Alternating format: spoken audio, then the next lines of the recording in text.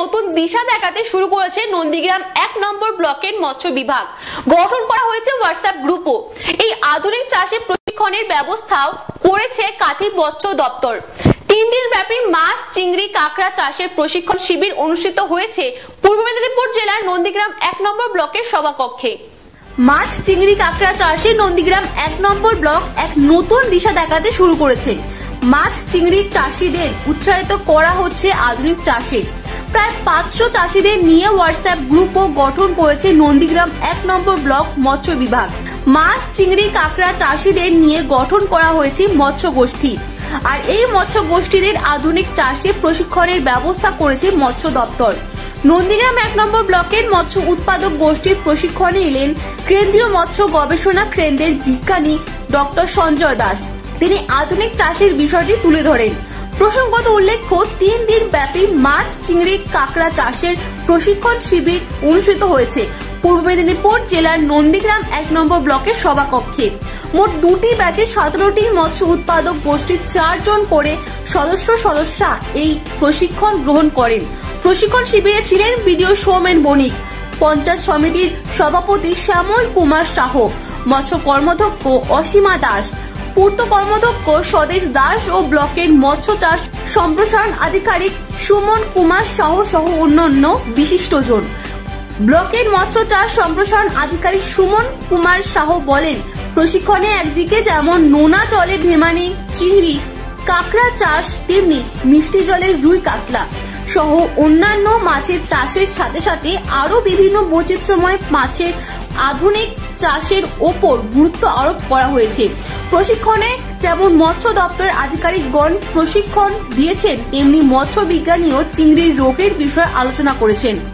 প্রশিক্ষণে উপস্থিত ছিলেন Daudpur aqua, Gangra aquaculture, H brothers, Bankim Mor aquaculture, Vivekananda aquaculture, Vidyasagar aquaculture, Madhabpur aquaculture, পঞ্চম খণ্ড অ্যাকোয়া কালচার, বঙ্গীয় ফিশ প্রজেক্ট, সমাজ সাথী সহ অন্যান্য ফিশ প্রোডাকশন গ্রুপের সদস্যগণ।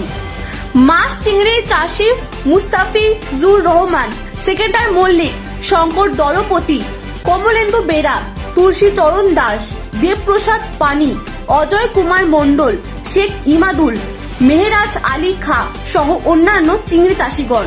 মৎস্য দপ্তর সূত্রে জানা যায়, আধুনিক উপায়ে মাছ চাষে গোষ্ঠীগুলির সদস্যদের যেমন প্রশিক্ষণ দেওয়া হচ্ছে, তেমনি চাষে সহায়তা দেবে সরকার।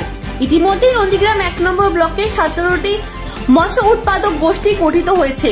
জেলা সহ মৎস্য অধিকর্তা সম্পদ মাঝি নন্দীগ্রাম 1 নম্বর ব্লকের এই কর্মসূচিকে শুভেচ্ছা ও অভিনন্দন জানিয়েছেন।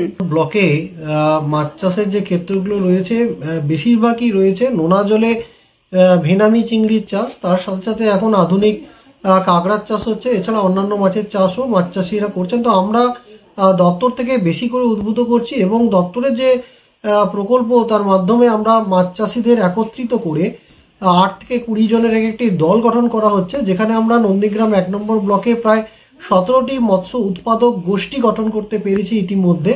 তো এই গোষ্ঠীর সদস্যদেরকে মাছ, চিংড়ি এবং আধুনিক চাষে আরও বেশি করে ওদেরকে আধুনিকতার জায়গাতে নিয়ে যাতে উৎপাদনটা বাড়াতে পারে, তার জন্য প্রশিক্ষণের ব্যবস্থা করা হয়েছে। এবং আমরা 2টো ফেজে 2টো ব্যাচে মাছ চাষিদেরকে এইভাবে প্রশিক্ষণের ব্যবস্থা করা হয়েছে, যেখানে আমাদের দপ্তরের বিভিন্ন আধিকারিকরা ওনাদেরকে প্রশিক্ষণ করছেন এবং তার সাথে সাথে মৎস্য বিজ্ঞানী, কেন্দ্রীয় মৎস্য বিজ্ঞানী, central institute of brackish water অ্যাকোয়াকালচারে ডক্টর সঞ্জয় দাস, উনিও উপস্থিত ছিলেন এবং ভেনামি চিংড়ি রোগ বিষয় নিয়ে মাছ চাষিদের সাথে অত্যন্ত খুব প্রাঞ্জলভাবে আলোচনা করেছেন। তো আগামীতে আমরা এই সমস্ত যে মৎস্য উৎপাদক গোষ্ঠী গঠিত হয়েছে, তাদেরকে বিভিন্ন প্রকল্প রূপায়ণের মাধ্যমে, নতুন নতুন প্রযুক্তি ওনাদের মাধ্যমে রূপায়ণের মাধ্যমে, যাতে অন্যান্য মাছ চাষিরা আরও বেশি উদ্বুদ্ধকরণ করা যায় এবং মাছ চাষের যে অগ্রগতিটা আমাদের নন্দীগ্রাম 1 নম্বর ব্লকে